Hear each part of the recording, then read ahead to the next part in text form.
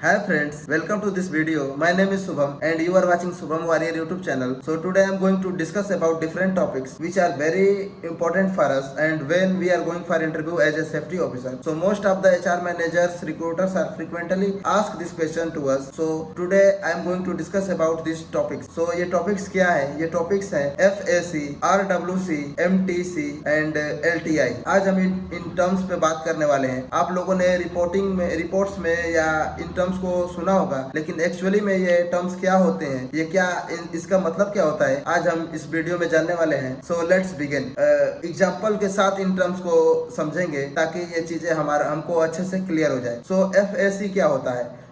First aid case क्या होता है? फर्स्ट एड केस हम take example for better understanding. जैसे मान लीजिए हमारे कंस्ट्रक्शन साइट पे वर्कर्स काम कर रहे हैं और किसी शार्प एज से वर्कर्स का कोई कट हो गया, कोई कट इंजरी हो गई, तो उसमें हम क्या करते हैं, उसमें हम डेटॉल से वॉश करके वहाँ पे हम क्रीम लगा के और वहाँ से बैंडेज को लगा देते हैं. उसमें किसी डॉक्टर की जरूरत नहीं पड़ती. उसको बोलते हैं फर्स्ट एड केस. जो सेकेंड होता है वो MTC. MTC क्या होता है? MTC होता है मेडिकल ट्रीटमेंट केस. इसमें क्या होता है, जैसे मान लीजिए कोई वर्कर कंस्ट्रक्शन साइट पे काम कर रहा है, अत्यधिक धूप की वजह से उसको हीट स्ट्रेस हो गया, वो अनकॉन्शियस हो गया. उसमें क्या होता है कि उसमें डॉक्टर की जरूरत पड़ती है, क्योंकि अगर कोई वर्कर अनकॉन्शियस हो गया तो उसको हम जब तक टैबलेट नहीं देंगे, जब तक उसका प्रॉपर इलाज नहीं करेंगे, तब तक वो ठीक नहीं होगा. तो MTC जो होता है मेडिकल ट्रीटमेंट केस, उसमें क्या होता है, उसमें डॉक्टर की जरूरत पड़ती है, लेकिन वो वर्कर नेक्स्ट डे से अपनी ड्यूटी को कंटिन्यू कर सकता है. उसको बोलते हैं हम MTC. MTC में जैसे मान लीजिए कोई अगर वर्कर काम कर रहा है और उसका पेट दर्द करने लगा, उसको बुखार आ गया, तो उसमें क्या होता है कि अगर डॉक्टर जो टैबलेट देता है वो नेक्स्ट डे से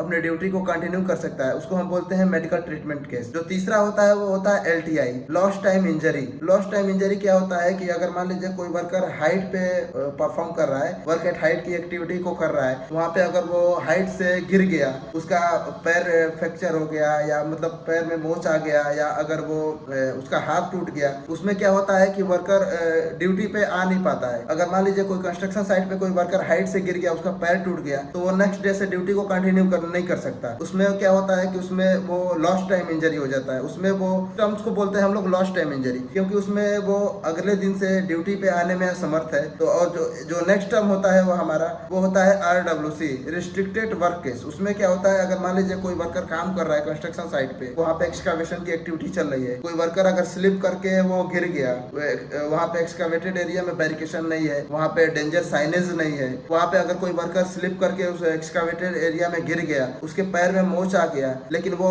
नेक्स्ट डे से तो ड्यूटी आ सकता है, बट वो जो सेम एक्टिविटी को वो परफॉर्म करता था, उस एक्टिविटी को वो नहीं कर सकता. जैसे मान लीजिए वो उसका काम था वर्क एट हाइट की एक्टिविटीज को करना, तो वो क्या है कि अब उसका पैर में तो मोच आ गया है, वो लाइट ड्यूटी को कर सकता है. वो अगर नेक्स्ट डे से ड्यूटी पे आता है, वो सेम काम को नहीं कर सकता, वो लाइट ड्यूटी करने के लिए एबल है, तो हम उस टर्म को बोलते हैं रिस्ट्रिक्टेड वर्क केस. इसमें क्या होता है कि जो भी वर्कर होता है वो सेम एक्टिविटी को परफॉर्म नहीं कर सकता, बट वो लाइट ड्यूटी को कर सकता है, नेक्स्ट डे से ड्यूटी आ सकता है. उस टर्म्स को हम बोलते हैं RWC, रिस्ट्रिक्टेड वर्क केस. और जो हमारा नेक्स्ट होता है वो होता है फैटेलिटी. फैटेलिटी क्या होता है? यह एक प्रकार का बहुत ही सीरियस केस है. इसमें अगर किसी भी वर्कर की जान चली जाती है काम करने के दौरान, अगर मान लीजिए वो काम कर रहा है, उसके ऊपर कोई 20 टन का या 30 टन का या 50 टन का सस्पेंडेड लोड गिर गया, वो वर्कर मर गया, उस केस को हम बोलते हैं फैटेलिटी. ये बहुत ही खतरनाक होता है और इसलिए सारे वर्कर्स को जो भी साइट के रूल्स होते हैं, जो भी रेगुलेशंस होते हैं, उसको अच्छे से पालन करना चाहिए, उसको फॉलो करना चाहिए, क्योंकि अगर वो